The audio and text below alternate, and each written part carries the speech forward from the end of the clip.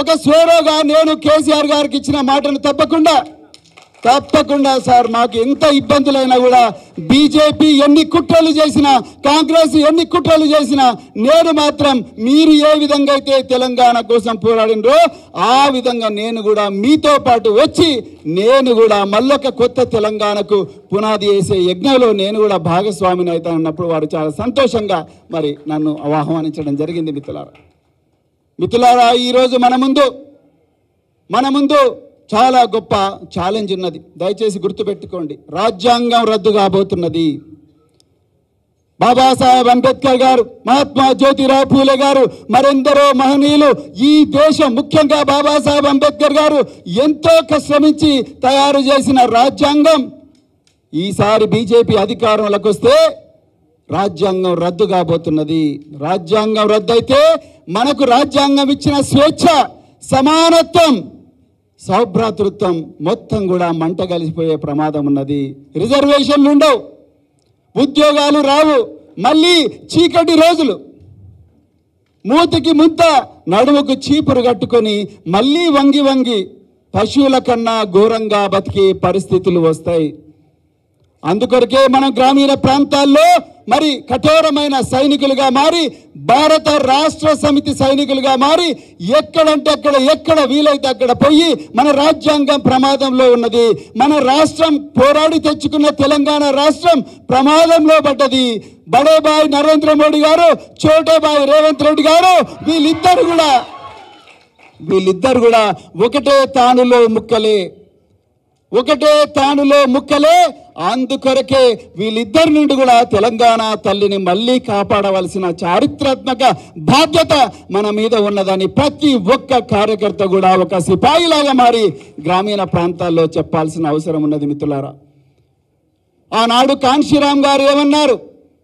మనం ఆయుధాలు పట్టాల్సిన అవసరం లేదు, ఒక సామాజిక మార్పు కోసం ఆయుధాలు పట్టాల్సిన అవసరం లేదు.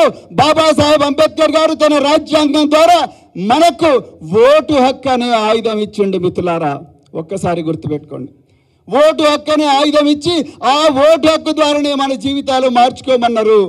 ఈరోజు మనందరి ముందు కూడా ఒక చక్కటి ఎగ్జాంపుల్ ఉన్నది. మలిదశ తెలంగాణ ఉద్యమంలో పెద్దలు గౌరవనీయులు కేసీఆర్ గారు ఎక్కడ కూడా హింసను ప్రేరేపించలేదు. మీరు కావాలంటే చూడండి, మొదటి దశ తెలంగాణ ఉద్యమంలో 369 మంది రకరకాల హింసాత్మక సంఘటనలు చనిపోతే ఇక్కడ కేసీఆర్ గారు ఏం చేసిండ్రు? మనం ఎలక్షన్లనే పోరాట రూపంగా వాడుకొని, ఓట్లనే ఆయుధాలుగా వాడుకొని తెలంగాణ తెచ్చుకుందామన్నాడు. అందుకొరకే తెలంగాణ శాంతియుతంగా వచ్చింది. మిత్రులారా, ఒక్కసారి ఆలోచించండి.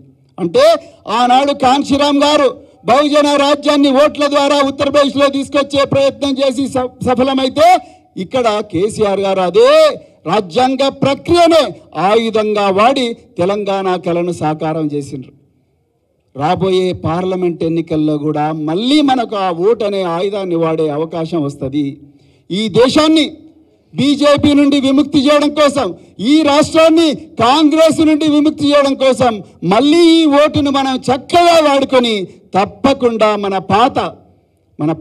అంటే మనం ఏ రాజ్యాన్ని అయితే అమాయకత్వంతో కోల్పోయినామో ఒక 4 నెలల క్రితం, ఆ గొప్ప రాజ్యాన్ని మనం తెచ్చుకోవాల్సిన అవసరం ఉన్నది అనేది నేను మీ అందరికి కూడా మళ్ళొకసారి చెప్తా ఉన్నా. మిత్రులారా, అందుకొరకే దయచేసి ఈ రోజు నుంచి మీరు ఎక్కడ పోయినా కూడా మన రాష్ట్రానికి, మన దేశానికి ప్రమాదం ఉన్నది.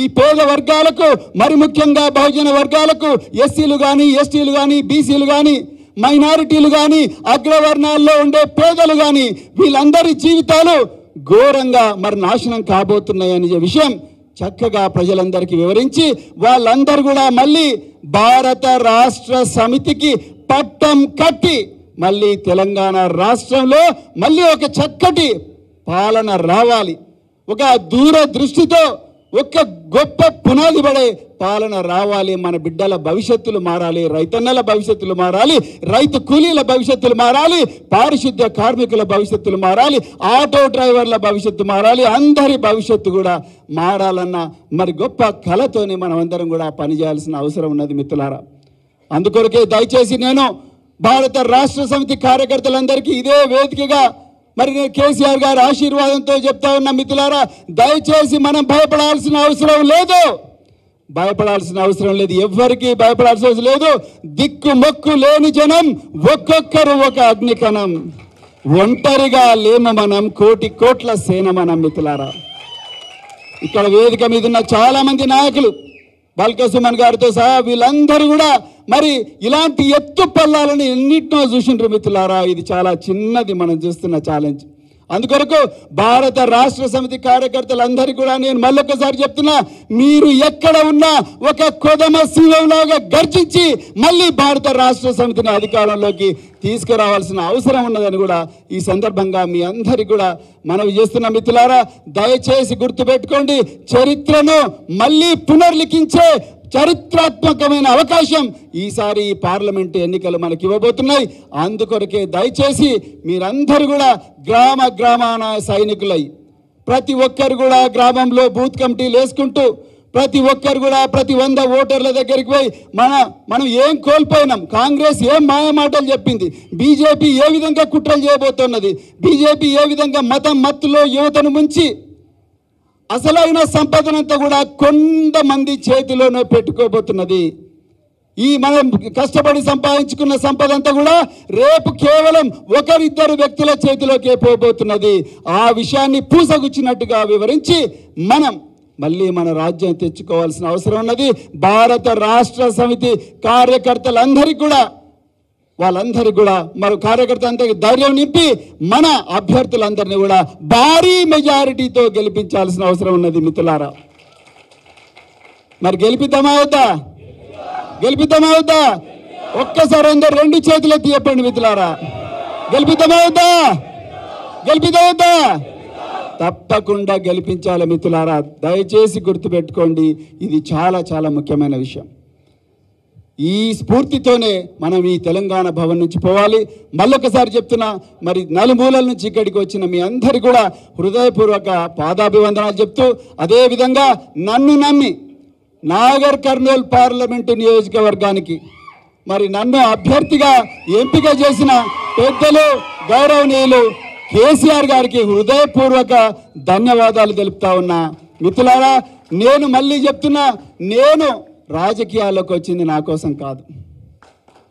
నేను పోలీసు ఉద్యోగంలో చేరింది నా కోసం కాదు. నేను పోలీసు ఉద్యోగం నుండి గురుకుల పాఠశాలలోకి వచ్చింది నా కోసం కాదు. నేను గురుకుల పాఠశాలలో ఉద్యోగాన్ని వదిలేసి రాజకీయాల్లోకి వచ్చింది నా కోసం కాదు మిత్రులారా. నేను బహుజన్ సమాజ్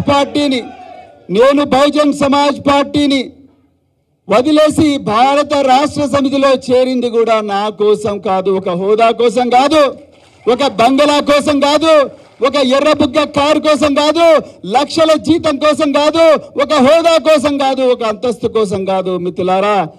నాకున్న ఈ అదృష్టాన్ని లేని లక్షలాది మంది, కోట్లాది మంది బిడ్డలు నాకన్నా గొప్పగా ఉండాలి అన్న ఒక కలను నిజం చేయడానికి వచ్చిన మిత్రులారా. ఆ కలను నిజం చేయడానికి మాత్రమే ఇక్కడికి వచ్చిన. ఇప్పటికి కూడా అదే ఎజెండానే, డప్పులు కొట్టిన చేతులతోనే తెలంగాణ బిడ్డలు డాలర్లు సంపాదించాలి మిత్రులారా. చెప్పులు గుట్టిన చేతులతోనే చరిత్ర తిరగరాయాలి.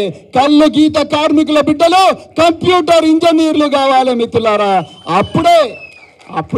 అప్పుడే నిజంగా మరి నిజమైన మన జీవితాలు మారుతాయి. ఇంత చక్కటి వేదిక, ఇంత చారిత్రాత్మక సన్నివేశానికి కారకులైన పెద్దలు గౌరవనీయులు కేసీఆర్ గారికి హృదయపూర్వక ధన్యవాదాలు తెలుపుతూ మరొక్కసారి మరి ఇక్కడ వేదికను ఉన్న పెద్దలందరూ కూడా మరి ముఖ్యంగా మరి గ్రామం నుంచి వచ్చిన కార్యకర్తలకు చక్కటి తిండి పెట్టిన మరి బల్క సుమన్ గారికి, అదేవిధంగా రావుల చంద్రశేఖర్ రెడ్డి గారికి, అదేవిధంగా శ్రీనివాసరెడ్డి సార్కి అందరికీ కూడా మరి తెలంగాణ భవన్ సిబ్బందికి అందరికీ కూడా పేరు ధన్యవాదాలు చెప్తూ మరి మీడియా మిత్రులకు ప్రత్యేకించి మరి మీ అందరికీ కూడా హృదయపూర్వక ధన్యవాదాలు చెప్తూ, మిత్రులారా అందరికీ కండువాలు వేసే అవకాశం లేకపోయినా మీ కండువాలు